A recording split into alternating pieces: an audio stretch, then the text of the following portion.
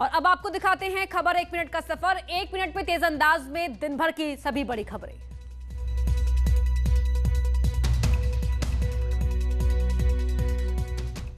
जालौन में महिला उत्पीड़न की आवाज उठाने वाले कांग्रेस के कार्यकर्ताओं का अलग चेहरा सामने आया है। कांग्रेस जिलाध्यक्ष की अश्लीलता से तंग आकर लड़कियों ने बीच सड़क पर जिलाध्यक्ष की जमकर पिटाई की। दोनों लड़कियों ने कांग्रेस जिलाध्यक्ष अनुज मिश्रा को जूतों से जमकर पीटा। अजय कुमार लल्लू जी वो सुनने को तैयार नहीं है और ये कहा जा रहा है हम लोगों से कि पुलिस हमारी जेब में है, तुम कुछ उखाड़ नहीं सकते हो हमारा, ये कहा जा रहा है। इसीलिए हम लोगों ने मारा। कांग्रेस के जिलाध्यक्ष है अनुज मिश्रा जी, वो काफी दिन से हम लोग को परेशान कर रहे हैं। मैं एक सोसाइटी चलाती हूँ, वहाँ पे काफी लड़कियाँ आती हैं, 14 लड़कियाँ आती हैं, तो बेवजह वहाँ चक्कर लगाना, बेवजह फोन करना, और जब फोन करते हैं तो बोलते हैं हमारे चाहने वाले का नंबर है। वहीं पिटाई के बाद कांग्रेस जिलाध्यक्ष अनुज मिश्रा ने सफाई दी है। ये मैंने सामान इनको दिया था। जब मैंने इनसे कई बार तगादा मांगने का प्रयास किया तो पहले तो ये मुझे धमकाते रहे कि मैं तुम्हारे प्रदेश अध्यक्ष को फोन कर दूंगी, इल्जाम लगा दूंगी, ये करूंगी। मैं ये कहता हूं कि मेरी सारी प्रकार से जांच करा ली जाए। मैं डीएनए से लेके हर प्रकार की जांच कराने को मैं तैयार हूं। कानपुर में 2 गुटों में जमकर मारपीट हो गई। नशा करने पर विवाद हुआ था। विवाद के बाद 2 गुट आपस में भिड़ गए। मारपीट का वीडियो वायरल हो रहा है। सईद मियां पार्क में मारपीट की घटना हुई।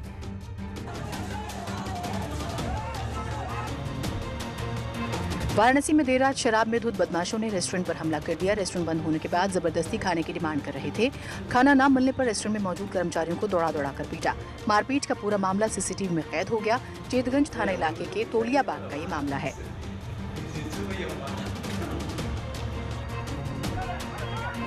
मुजफ्फरनगर में गांव में 2 पक्षों के बीच जमकर संघर्ष हुआ। संघर्ष में दोनों तरफ से जमकर लाठी डंडे चले। घटना के वक्त किसी ग्रामीण ने मारपीट की पूरी घटना अपने मोबाइल में कैद कर ली और सोशल मीडिया पर इसे वायरल कर दिया। और इसके बाद मौके पर पहुंची पुलिस ने दोनों पक्षों की तरफ से 3 लोगों को हिरासत में लेकर अपनी कार्रवाई शुरू कर दी है।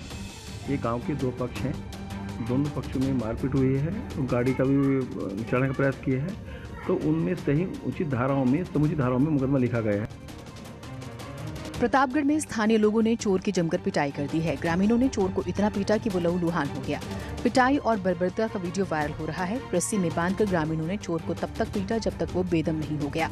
चोरों ने घर में घुसने की कोशिश की थी। माणिकपुर थाना इलाके का ये मामला बताया जा रहा है। चोर की पिटाई का वीडियो अब वायरल हो रहा है। अमरोहा में ठेले पर युवकों को शराब पिला रही दुकानदार महिला ने मना करने पर जमकर बवाल काटा। पुलिस के मना करने पर महिला ने दारोगा से अभद्रता की। दारोगा के साथ महिला का बदसलूकी करने का वीडियो सोशल मीडिया पर वायरल हो रहा है। दबंग महिला ने पुलिसकर्मियों से हाथापाई भी की। थाना धनोरा इलाके के रामलीला ग्राउंड का मामला है। कासगंज में अवैध शस्त्रों का पूजन कर सोशल मीडिया पर वायरल करने का मामला सामने आया है। फोटो वायरल होने के बाद एसपी के निर्देश पर पुलिस हरकत में आई है और अवैध शस्त्र के साथ सोशल मीडिया पर फोटो डालने वाले आरोपी को पुलिस ने गिरफ्तार कर लिया। आरोपी के पास से एक अवैध तमंचा और एक अवैध रिवॉल्वर बरामद हुई है। अवैध शस्त्रों का पूजन कर सोशल मीडिया पर फोटो वायरल की थी। पीलीभीत में दबंगों ने सरकारी काम में बाधा डालते हुए लेखपाल समेत नगर पंचायत के बाबू और सफाई कर्मी को जमकर पीट दिया। मामला न्यूरिया थाना क्षेत्र का है, जहां पर सड़क की जमीन पर अवैध कब्जे की शिकायत पर पैमाइश करने पहुंचे लेखपाल के साथ मारपीट हुई। जैसे ही लेखपाल ने नगर पंचायत के बाबू के साथ नापने का काम शुरू किया, तभी कुछ दबंग वहां पहुंचे और उनके साथ मारपीट करने लगे। घटना की सूचना मिलने के बाद जब तक पुलिस की टीम पहुंचती तब तक दबंग फरार हो चुके थे। फिलहाल पुलिस ने मामला दर्ज कर लिया है और मारपीट करने वाले लोगों की तलाश में जुट गई है। मेरे हाथ में सरकारी दस्तावेज थे तो वो गाली पकड़ी देने लगा। बोले दलाल आ गए हैं, इन्हें जब पैसे दो और भगाओ यहाँ से, दलाली करने आए हैं यहाँ पर। और बड़े बाबूजी ने कहा कि आप ऐसा आए, आप बदतमीजी से बात ना करें, हमें अपना सरकारी काम करने दें। उसके बाद हम जब अपना काम करने लगे तो वहाँ पर एक व्यक्ति और आया, वो गाली पकड़ी देने लगा। मैंने कहा अरे भाई बदतमीजी की बात कर रहा है, आपसे हम थोड़ा ना कुछ कह रहे हैं, ना ही हम किसी से कुछ कह रहे हैं, हमें जो अपना कार्य है अपना करने दीजिए। उन्होंने मेरा गिरमान पकड़ा और मुझसे सरकारी दस्तावेज छीन लिए। माफिया और बाहुबली मुख्तार अंसारी के गाजीपुर स्थित होटल गजल को प्रशासन ने जमींदोज कर दिया। सुबह ही प्रशासनिक टीम दल बल के साथ मौके पर पहुंची और मुख्तार के अवैध निर्माण को ढहा दिया गया। होटल गजल मुख्तार की पत्नी और बेटे के नाम पर था। पुलिस प्रशासन की कार्रवाई की 4 तस्वीरें, जिसमें जेसीबी मशीनों से पूरे होटल को तोड़ा गया और उसे पूरी तरह से तहस नहस कर दिया गया। इस दौरान पुलिस प्रशासन ने भी सुरक्षा के कड़े इंतजाम किए। दरअसल सीएम योगी हर चुनावी रैली में यूपी में माफिया साम्राज्य के अंत का ऐलान कर रहे हैं। सीएम योगी ने कहा है कि यूपी में ऑपरेशन माफिया जारी रहेगा और माफिया से छीनी गई जमीनों पर गरीबों के लिए घर बनेंगे। व्यापारियों से छीनी गई जमीनें उन्हें वापस मिलेंगी। सीएम योगी ने साफ किया है कि प्रदेश में माफिया की संपत्ति पर बुलडोजर चलाने का काम जारी रहेगा। गरीबों की, व्यापारियों की संपत्ति पर कब्जा करके, जबरन गोली मार करके अवैध संपत्ति बनाई थे। इस समय कार्रवाई का अभियान चल रहा है, ऑपरेशन माफिया। और ऑपरेशन माफिया में और माफियाओं की संपत्तियों पर बुलडोजर चल रहे हैं, उनकी जब्ती करने की कार्रवाई चल रही है। रामपुर के सिविल लाइंस इलाके में एक ऑनलाइन कारोबार करने वाली कंपनी के गोदाम में लाखों की लूट का सीसीटीवी फुटेज सामने आया, जिसमें दिख रहा है कि 2 बाइक पर सवार 6 युवक कंपनी के गोदाम के बाहर उतरते हैं। उनके मुंह पर कपड़ा बंधा हुआ है। ये सभी युवक गोदाम के अंदर जाते हैं और थोड़ी देर में लूट की वारदात को अंजाम देकर बाहर निकल आराम से फरार हो जाते हैं। देर रात हुई लूट की वारदात के बाद पुलिस और क्राइम ब्रांच की टीम मौके पर पहुंची और मामले का जल्द खुलासा होने का दावा किया। लिख के दे रहे हैं अभी, बाकी जो भी इनका पैसा गया उसको ये भी काउंट कर रहे हैं, काउंटिंग करके हमें बताएंगे। इनसे हमने तहरीर मुकदमा दर्ज किया। लगभग कितना पैसा बता रहे हैं? आइडिया खुद ही लगा रहे हैं, टोटल कर रहे हैं कि अलग अलग इनके डिलीवरी बॉयज से कितना पैसा आया है। कुछ कंप्यूटराइज है, कुछ मैनुअल है इनका सिस्टम, तो वो सिस्टम अपना टोटल करके हमें बताएंगे। यूपी में 7 सीटों पर उपचुनाव के लिए प्रचार का शोर थम गया। इससे पहले सभी राजनीतिक दलों ने इन उपचुनावों के लिए पूरी ताकत झोंक दी। 7 सीटों पर 3 नवंबर को उपचुनाव होगा। उपचुनाव के नतीजे 10 नवंबर को आएंगे। प्रत्याशियों के साथ साथ स्टार प्रचारकों ने भी कई चुनावी सभाएं की। बीजेपी के स्टार प्रचार में सीएम योगी ने भी कई जनसभाएं की। जिन 7 सीटों पर उपचुनाव होना है उसमें टुंडला, बुलंदशहर, नौगांव, सादात, घाटमपुर, बांगरमऊ, मलहनी और देवरिया सदर की सीटें शामिल है। 7 सीटों पर हो रहे उपचुनाव में दागी उम्मीदवारों की बात करें तो विधानसभा उपचुनाव में 21% उम्मीदवार दागी हैं। बीएसपी के 5 उम्मीदवार दागी हैं। एसपी के 5 उम्मीदवार दागी हैं। कांग्रेस का 1 उम्मीदवार दागी है। निर्दलीय उम्मीदवार धनंजय सिंह पर सबसे ज्यादा मुकदमे दर्ज हैं। जौनपुर के मलहनी से निर्दलीय उम्मीदवार हैं धनंजय सिंह।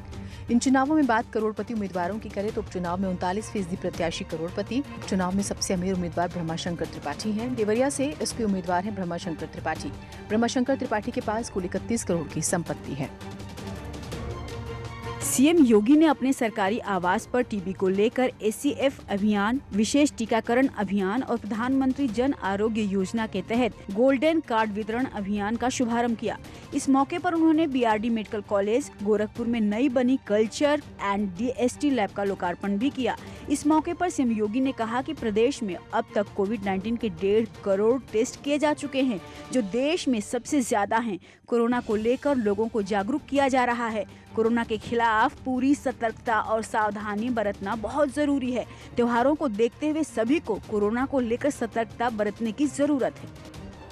प्रधानमंत्री जन आरोग्य योजना या मुख्यमंत्री जन आरोग्य योजना के अंतर्गत प्रत्येक वर्ष उन परिवारों को या जरूरतमंदों को 5 लाख रुपए सालाना स्वास्थ्य बीमा का कवर देना है।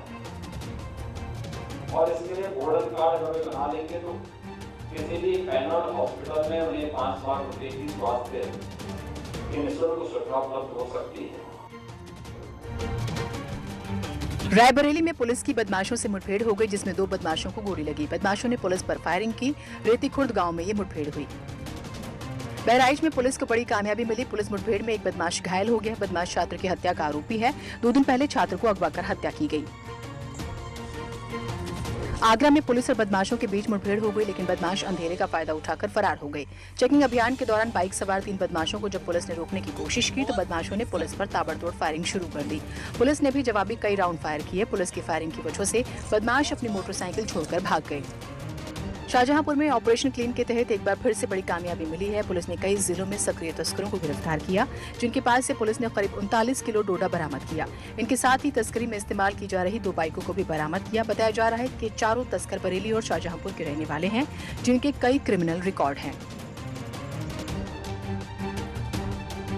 मेरठ में अवैध पटाखा बनाने वाले के खिलाफ पुलिस ने अभियान छेड़ रखा है। मवाना, सरधना, परीक्षितगढ़ और रावण इलाके में पटाखा फैक्ट्री पर छापेमारी की गई, जहां से लाखों की कीमत के पटाखे बरामद किए गए। कुछ पटाखे तस्करी कर हरियाणा और दूसरे राज्यों से लाए गए हैं। पुलिस की निगाहों से छिपाने के लिए एक बंद मकान को पटाखों का कारखाना बना दिया गया और उसकी छतों पर पटाखे सूखने के लिए रखे गए थे।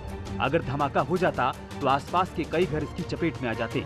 पुलिस ने अलग अलग जगहों पर छापा मारकर कई लोगों को गिरफ्तार किया है। मवाना में 6 महिलाओं को भी गिरफ्तार किया गया है। वहीं पटाखा फैक्ट्री का मालिक रिजवान अभी फरार है। पुलिस ने लाखों रुपए के पटाखे जब्त किए। मेरठ और आसपास के जिलों में ये पटाखे मोटे मुनाफे पर बेचे जा रहे थे। उच्च अधिकारियों के आदेश पर देसी पटाखा फैक्ट्री पर एक कार्रवाई की जा रही है। हमारा है जिसमें सूचना ये थी कि घरों में अवैध रूप से पटाखों का निर्माण किया जा रहा है, जिसमें एक घर में जो है हम लोग को जो है पटाखे, बारूद, पटाखे बनाने की सामग्री और बनते हुए कुछ पटाखे भी मिले हैं।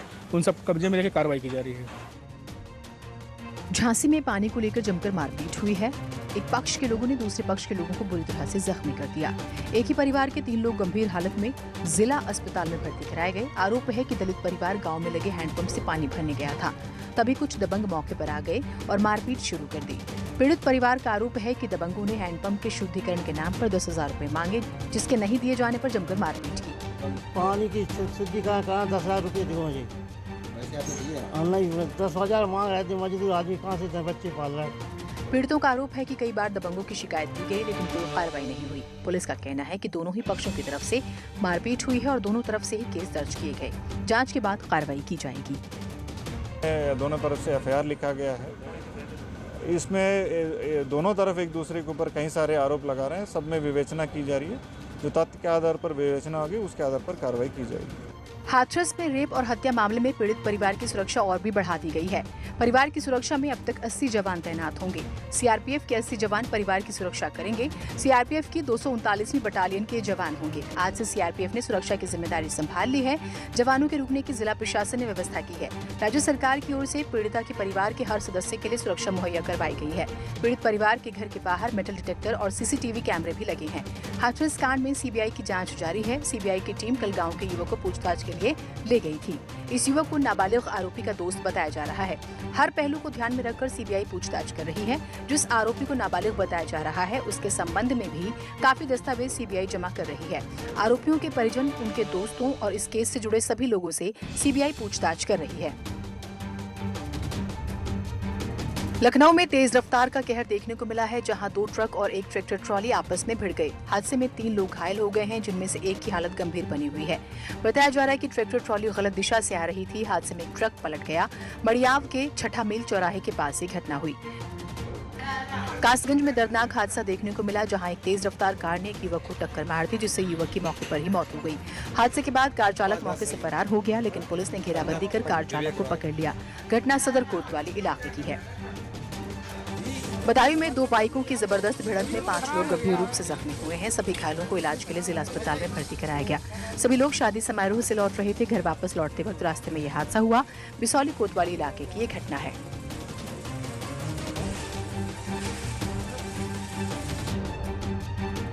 हरदोई के सुरसा थाना इलाके में 20 अक्टूबर को हुई किशोर की हत्या में पुलिस ने 3 लोगों को गिरफ्तार किया है। पुलिस ने उनके पास से एक दराती, हत्या में इस्तेमाल ईंट का टुकड़ा और बोरी बरामद की है। मामले का खुलासा करते हुए एसपी ने बताया कि हत्या की वारदात की वजह प्रेम प्रसंग है। आरोपियों की भांजी के साथ युवक के प्रेम संबंध थे। परिजनों ने युवक को आगे मेलजोल बढ़ाने के लिए मना किया था, लेकिन वो नहीं माना, जिसके बाद उन्होंने हत्या की वारदात को अंजाम दिया। पूरे मामले में पुलिस कार्रवाई कर रही है। सोनभद्र में ओबरा पुलिस को बड़ी कामयाबी मिली। 4 दिन पहले बुजुर्ग महिला की हत्या का पुलिस ने खुलासा कर दिया है। भूत प्रेत के चक्कर में बुजुर्ग महिला की हत्या की गई थी। सगे भतीजे ने चाची के पत्थर से कुचलकर हत्या कर दी थी। पुलिस ने हत्या की वारदात में शामिल 2 लोगों को गिरफ्तार कर लिया है। हत्या में इस्तेमाल पत्थर और दूसरा सामान भी बरामद कर लिया गया है। ओबरा थाना इलाके के कन्हरा गांव का ये मामला है। बुंदेलखंड में ग्राम प्रधानी चुनाव को लेकर प्रत्याशी कई जतन कर रहे हैं। झांसी के उल्दन थाना इलाके में दशहरा मिलन समारोह की आड़ में मतदाताओं को लुभाने की कोशिश की गई। पूरी रात अश्लील डांस हुआ। टेंट लगाकर हुए इस अश्लील डांस में बारबालाओं ने ठुमके लगाए। स्थानीय लोग ही नहीं, पुलिस वाले भी बारबालाओं के ठुमकों को देखने में पीछे नहीं रहे। कोरोना काल में एक तरफ जहां सावधानी बरतने की बात की जा रही है, तो वहीं दूसरी तरफ फूहड़ डांस की इस महफिल में कोविड नियम भी तार-तार हो गए।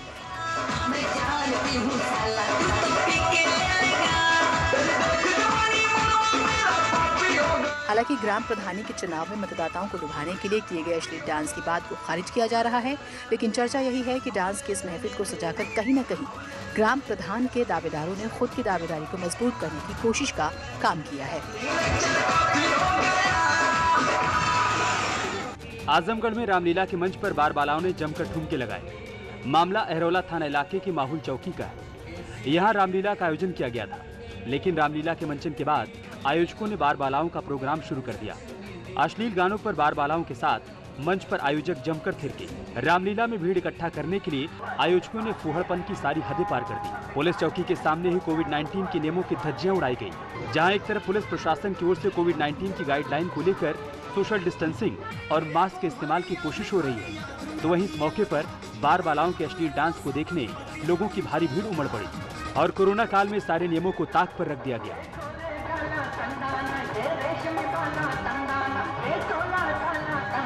बार बालाओं का डांस देखने के दौरान रामलीला मैदान में भगदड़ की स्थिति बन गई। यूपी के तमाम जिलों में आज पुलिस ट्रैफिक मंथ मनाया जा रहा है। नोएडा पुलिस कमिश्नरेट ऑफिस में इसका शुभारंभ किया गया। कार्यक्रम का शुभारंभ पुलिस कमिश्नर ने किया। इस मौके पर कई पुलिस अधिकारी मौजूद रहे। इलेक्ट्रिक वाहनों को ट्रैफिक पुलिस ने फ्लैग दिखाकर रवाना किया। कासगंज में यातायात माह का शुभारंभ किया गया, जहां पुलिस अधीक्षक ने सोरोगेट चौकी पर फीता काटकर कार्यक्रम का शुभारंभ किया। एसपी कासगंज ने सभी गाड़ी चलाने वालों से ट्रैफिक रूल्स का पालन करने की अपील की। कोविड-19 को देखते हुए घर से बाहर निकलते वक्त मास्क और सोशल डिस्टेंसिंग का पालन करने की भी अपील की। मुरादाबाद में डीएम ने हरी झंडी दिखाकर यातायात जागरूकता रैली को रवाना किया। इस रैली के जरिए जनता में यातायात नियमों के पालन के लिए जागरूकता फैलाई जाएगी, जिससे सड़क दुर्घटनाओं को रोका जा सके और लोगों की जान बचाई जा सके। ललितपुर में पुलिस अधीक्षक ने यातायात माह का शुभारंभ किया। घंटाघर चौक पर एक विचार गोष्ठी का आयोजन किया गया, जिसमें बढ़ते सड़क हादसों को रोकने के लिए विचार रखे गए। इस दौरान लोगों से ट्रैफिक नियमों का पालन करने की अपील भी की गई। और यहाँ रुक रहे हैं एक छोटे से ब्रेक के लिए।